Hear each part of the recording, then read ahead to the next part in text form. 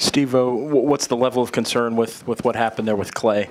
Not too high. He just told me he was fine. He said he could have gone back in the game. It was taking him out for precautionary reasons.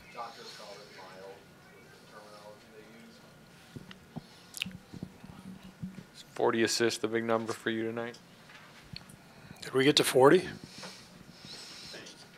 35. We had 40 rebounds. 35 is a big. Nice work. No, that looked like our team. Just the purpose of each possession. Just driving and kicking and trying to get guys better shots and playing together. It was a good night. Following up on that, are you disappointed you didn't get 40? Yes, I am, but we'll continue to work. It's going to happen at some point. It looked like, too, that the three-point shots were up and the fouling was down. I know you really would talk about the fouls, but what was your take on those two things? The main thing was the fouls. Part of the reason we don't want to foul is so we can get out and transition and run, and that's where a lot of our threes come into play. So I think they go hand in hand. I thought, for the most part, we did a really good job of defending without fouling and keeping the game flowing and getting out into the open court.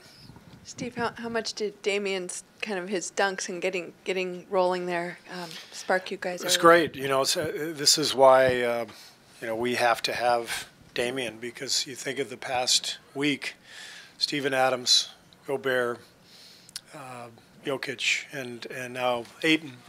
You have to have that kind of size to deal with the position. Now there will be smaller matchups as well, but I thought he passed this week's test with flying colors. He's doing really well.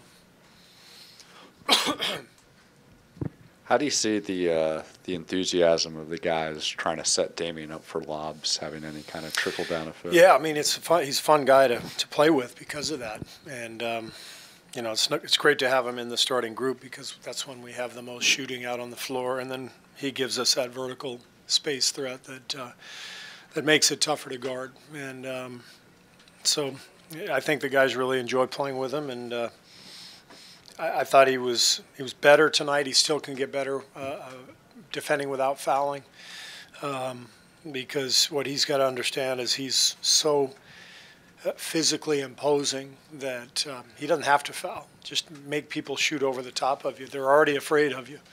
So don't let them off the hook.